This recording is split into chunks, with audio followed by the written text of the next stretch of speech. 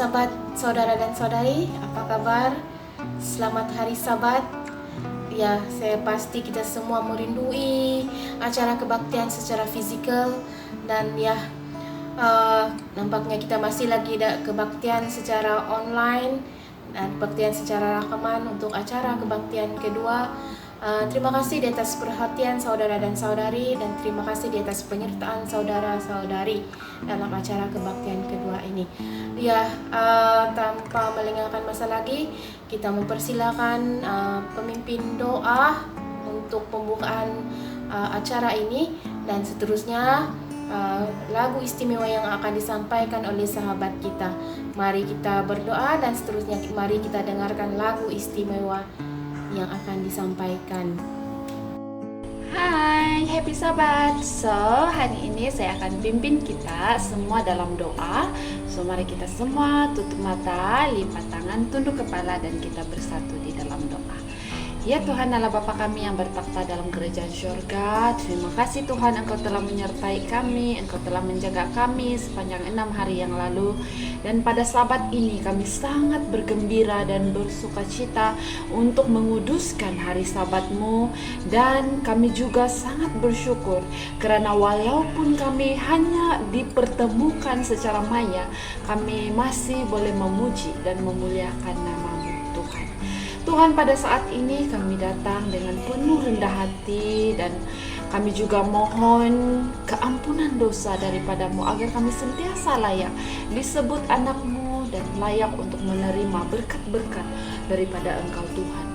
Tuhan, pada saat ini kami akan menjalankan acara kebaktian kedua kami secara online untuk Gereja Kluang BM Johor. Biarlah Engkau menyertai kami Tuhan. Hantar Roh Kudus Engkau beserta dengan setiap satu kami, agar kami dapat fokus, kami dapat belajar, dan kami dapat mengambil dan manfaatkan firman yang akan kami dengar melalui sama ada melalui lagu ataupun melalui khotbah pada hari ini Tuhan. Tuhan, pada saat ini kami juga ingin Engkau menyertai pembicara kami pada hari ini, yaitu Pastor Chai. Berikan dia kebijaksanaan surgawi, dan biarlah apa yang dia sampaikan itu adalah sesuai dengan kehendak-Mu Tuhan. Dan begitu juga kami semua yang mendengar di sini, biarlah kami dapat fokus, kami juga dapat mengambil manfaat ataupun menjadikan teladan yang baik daripada apa yang kami pelajari ataupun apa yang kami dengar pada hari ini Tuhan. Tuhan, terima kasih Tuhan karena Engkau sudah mendengarkan doa ini, Engkau sudah menyertai kami, dan pada saat ini saya dengan penuh kesyukuran dan berterima kasih sebab Engkau telah menjawab doa-doa kami Tuhan. Terima kasih sekali lagi, ampunkan dosa pelanggaran kami. Semua ini saya serahkan dalam nama Tuhan Yesus Kristus yang telah menjadi juru selamat dan penebus kami semua. Amin. Shalom, selamat pagi dan selamat hari Sabat. Sekali lagi syukur karena kita diberi kesempatan untuk berbakti lagi pada Sabat ini, dapat memuji dan memuliakan nama Tuhan. Dan ya, tajuk lagu istimewa saya yang saya akan sampaikan pada Sabat ini adalah Hampiri Takhta-Mu. So, saya akan menyanyikan lagu ini secara akapela. So, terimalah. Ku datang Tuhan, hampiri takhta-Mu. Ku sujud sembah dalam hadirat-Mu. Ku rasakan kuasa kasih kekudusan-Mu. Ku angkat suara memuji-Mu dan berseru, kudus, kuduslah Tuhan. Kau layak untuk terima hormat pujian. Surga bumi Syurga bumi menyatakan kebesaran-Mu. Semua bangsa datang sujud menyembah-Mu, sebab Engkau mulia, Kau mulia. Anak domba yang layak terima semua pujian dan kemuliaan. Kau bertakhta selamanya, Kau bertakhta, Kau bertakhta selamanya. Amin. Amin dengan doa pembuka tadi dan juga lagu istimewa daripada sahabat kita. Dan ya, mari kita bersedia untuk mendengar khotbah daripada Pastor Chai. Tapi sebelum itu mari saya share dulu ayat inti yang terdapat dalam Matius 5 ayat 7. Berbahagialah orang yang murah hatinya, kerana mereka akan beroleh kemurahan. Ya, mari kita dengarkan khotbah tersebut. Selamat Hari Sabat kepada semua anggota kita. I want to wish you a Happy New Year because this is the second day of Chinese New Year. Topik saya hari ini adalah kamu orang yang berbalas kasihan.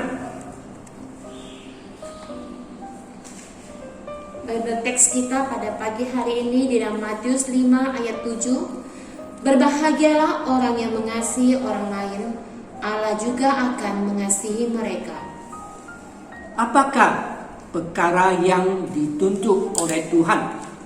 Di dalam Mika 6 ayat 8, sekali-sekali tidak, Tuhan telah memberitakan kita apa yang baik. Perkara yang dituntut oleh Tuhan daripada kita adalah supaya kita berlaku adil, selalu mengamalkan kasih, dan dengan rendah hati hidup bersatu dengan Allah kita. So out of the three, there one day called mengamalkan kasih. That is what God required. Cerita tentang menerima balas kasihan. Sesuatu hari ada sama istri memandu kereta di Rebu Raya. Tiba-tiba kereta rosak dan rosak di laluan yang banyak perompak. Untuk keluar dari Rebu Raya itu masih ada jarak 30 km.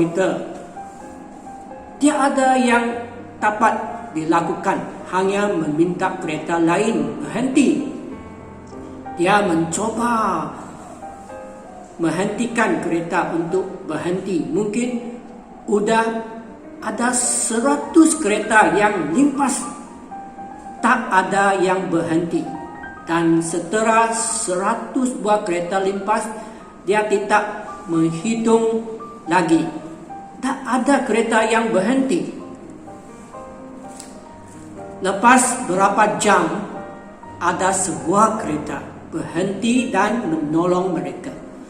Kereta yang berhenti tidak mengerti bahasa mereka. Mereka berkomunikasi dengan bahasa isyarat. Ternyata kereta yang berhenti itu pandai dalam hal membagi kereta. Orang asing itu tidak minta uang untuk bayaran dan tidak mau menerima uang. Tiada telefon dan alamat. Kemudian orang yang menolong mereka itu pergi.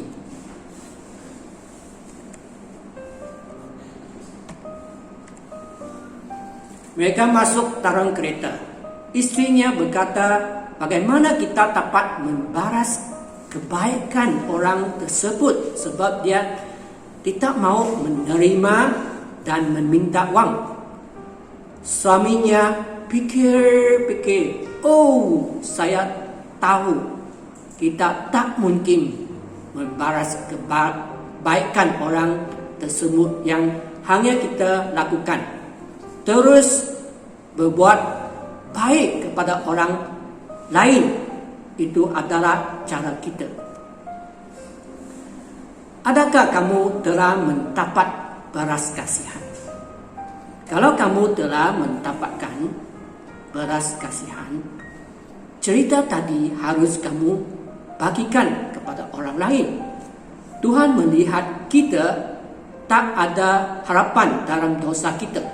Dia telah melakukan sesuatu yang orang lain tidak dapat lakukan, di mana Tuhan telah mengirim anaknya yang tertunggal untuk membalaskan kita dari dosa. Apa yang harus kita lakukan untuk membalas kebaikan Tuhan? Tiada yang dapat kita buat. Kita tak dapat membalas kebaikan Tuhan.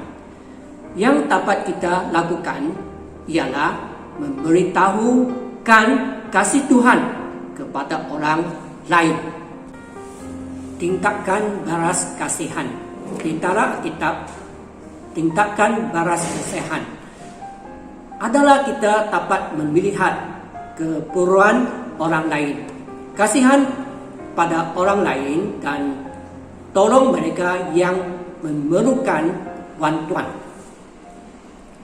Yesus juga menunjukkan belas kasihan di dalam Matius 9 ayat 36. Apabila dia melihat orang ramai itu, dia mengasihi mereka, karena mereka risau dan tidak berdaya seperti kawanan domba tanpa gembala. Di dalam Matius 14 ayat 14, Matius 14 ayat 14, apabila Yesus turun dari perahu dan melihat orang ramai itu, dia mengasihi mereka dan menyembuhkan orang sakit di situ. Di dalam Markus 10 ayat 21 tentang perumpamaan orang kaya, di mana kepada seorang pemuda orang kaya dengan penuh belas kasihan Yesus memandang orang itu dan berkata, tinggal satu perkara saja yang perlu kamu lakukan.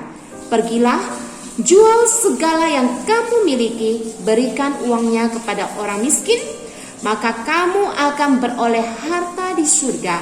Kemudian marilah, ikutlah aku. Bahan-bahan pertama belas kasihan.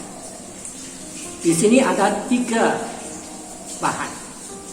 Pertama ialah kita harus perlu lihat keperluan mereka, tidak melihat keperluan mereka, tidak belas kasihan, dan tak ada tindakan kita untuk membantu. Yesus melihat keperluan mereka, di mana Yesus melihat hati orang kaya tersebut, dan dia tahu apa keperluan pemuda kaya tersebut. Kenapa Kristen kurang pintar dibandingkan dengan orang di dunia ini? Orang di dunia ini lebih pandai dari kita. Ada seorang jahat sedang melihat tempat di mana tempat tersebut tidak aman, tempat berbahaya, tempat perompak. Apa yang mereka perlukan adalah tempat yang aman. Supaya rumah mereka aman, mereka perlu grill, pintu, arang sistem. Dia bilang, saya akan menolong kamu, dan menyuruh mereka tanda tangan tanpa melihat tulisan-tulisan kecil di bawah. Lepas mereka tanda tangan, mereka buat semua. Mereka meminta bayaran yang tinggi, dan mereka tidak mampu membayar. Dia menolong mereka dengan bayaran yang tinggi, harga tinggi, sehingga mereka tak mampu bayar dan rumah mereka dilelong. Banyak umat Kristian seperti orang buta tak dapat melihat keburukan orang-orang di sekitar mereka. Kalau kamu tak dapat lihat, tentu kamu tak menolong mereka. Mesti lihat keburukan orang lain. Kita harus melihat keburukan orang lain. Banyak orang melihat orang lain dengan mata ketika tak ada balas kasihan. Ilustrasi. Pada saat kita melihat rumah yang banyak rumput tak dipotong macam hutan, kita bilang, malaslah. Lihat anak-anak berteriak, kita akan bilang tak guna. Mereka tak bisa mendidik anak. Atau kita melihat orang yang suka minum keras, kita bilang tak guna. Kita memandang dengan mata ketika. Kita harus menggunakan mata yang penuh belas kasihan. Rumput tak dipotong, mungkin harus dibantu. Lihat orang minum minuman keras, mungkin dia dalam masa jati, kita harus bantu mereka.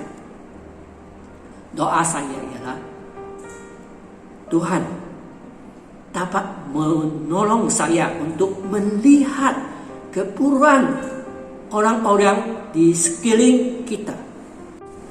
Bahan yang kedua, kamu harus mempunyai perasaan balas kasihan. Berapa dari kita mempunyai masalah, melihat tetapi tidak ada perasaan, tak berbalas kasihan. Di cerita Good Samaritan, kita boleh tengok ada 4 kumpulan orang.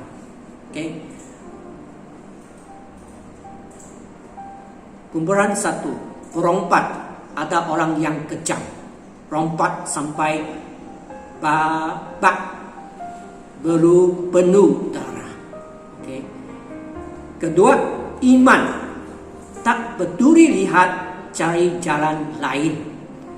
Kumpulan ketiga, orang Lewi, simpati tetapi tak berbuat apa-apa. Kumpulan keempat, orang Samaritan yang baik, lihat dan tolong dia dan dapat merasakan apa yang dia dirasakan. Bahan ketiga, kamu harus melakukan sesuatu untuk orang yang memerlukan.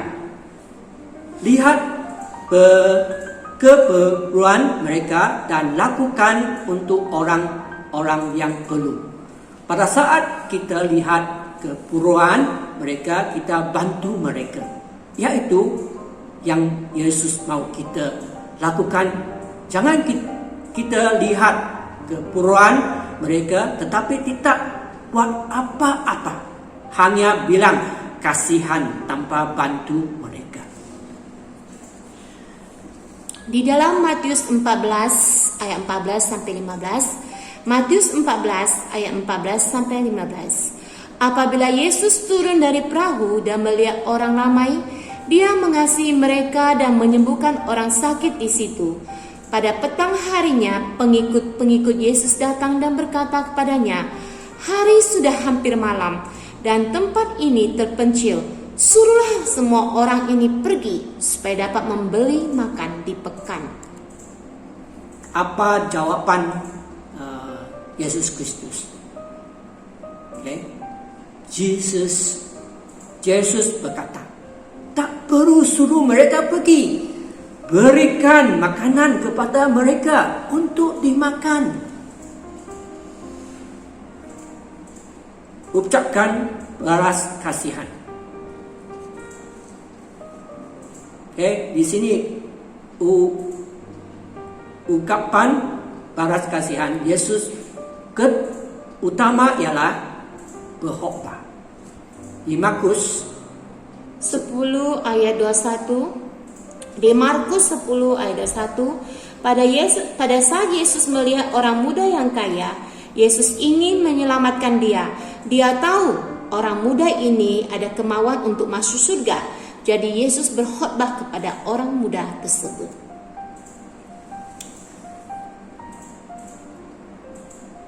Ungkapan belas kasihan Yesus kedua ialah ajar mereka. Di dalam Markus 6 ayat 34, apabila Yesus turun dari perahu, dia nampak orang ramai di situ. Akhirnya penuh belas kasihan kepada mereka seperti domba tanpa gembala. Dia pun mulai mengajarkan banyak perkara kepada mereka. Kita harus ajar mereka mengenal kebenaran. Ungkapan belas kasihan Yesus ketiga ialah menolong orang yang memerlukan. Mungkin ada yang mau counseling, kita kasih counseling. Mungkin ada orang yang kelaparan, kita masih kasih makan. Kesimpulan, adakah kamu telah mendapat belas kasihan dari Tuhan? Kalau ya, kamu harus kongsikan pada orang lain. Yesus berkata, Berbahagialah orang yang berbelas kasihan, karena Tuhan akan mengasihi mereka, di dalam Matius 5 ayat 7. Panggilan sini, apakah ada di dalam pikiran kamu orang-orang yang memerlukan balas kasih Tuhan? Orang yang perlu kamu kasih tahu tentang Tuhan. Orang yang memerlukan ajaran. Orang yang perlu bantuan, kita harus bantu. Kalau kita tak lakukan apa yang Tuhan suruh kita lakukan, biarlah kita minta ampunan dari Tuhan. Biarlah kita dapat melihat dengan mata yang penuh belas kasihan. Bukan mata ketika kita tolong orang yang perlu, kita ajar mereka. Tuhan, tunjukkanlah kepada kami apa yang harus kami lakukan untuk melihat keperluan orang-orang di sekeliling kami. Amin. Ya, amin dengan khotbah daripada Pastor Chai tadi, dan saya pasti kita semua merasa diberkati dengan khotbah beliau. Dan ya, mari kita akhiri khotbah ini dengan doa penutup, dan doa penutup itu akan dipimpin oleh saya sendiri. Dan mari kita berdoa. Pada Bapa yang kerajaan surga, Tuhan, terima kasih di atas khotbah yang telah disampaikan oleh Pastor Chai tadi. Kiranya Tuhan terus memberkati kami dan menyertai kami dalam minggu baru. Ampuni dosa dan kesalahan kami, Tuhan, sama ada yang kelihatan ataupun tidak kelihatan, yang kami sedari ataupun tanpa sedari.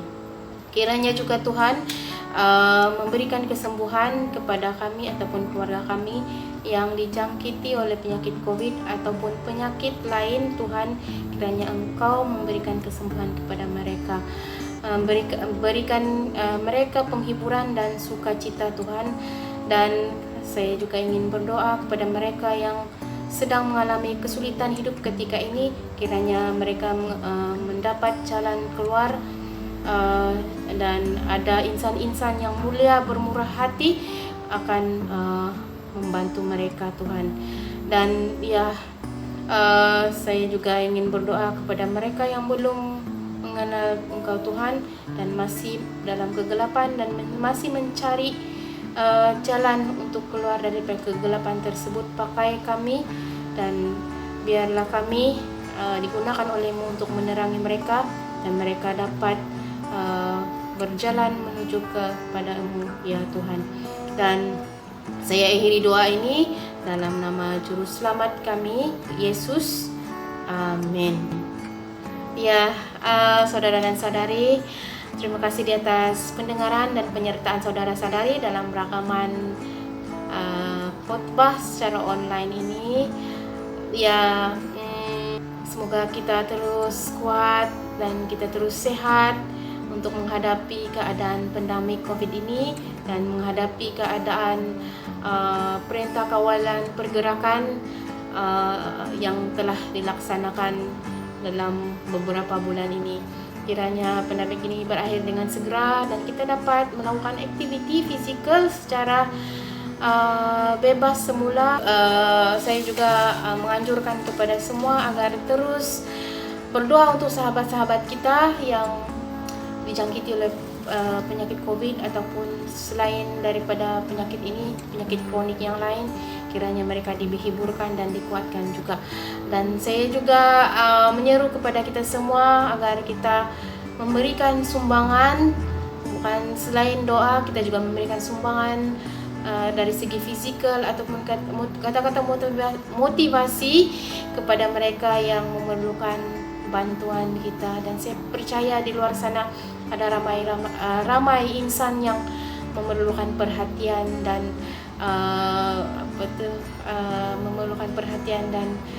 memerlukan kita untuk memberikan mereka sokongan dan penghiburan. Itu sahaja, dan ya, kita berjumpa lagi dalam Sabat akan datang, sama ada secara online maupun kiranya kalau dapat bertemu secara fisikal. Tuhan memberkati kita semua. Amin.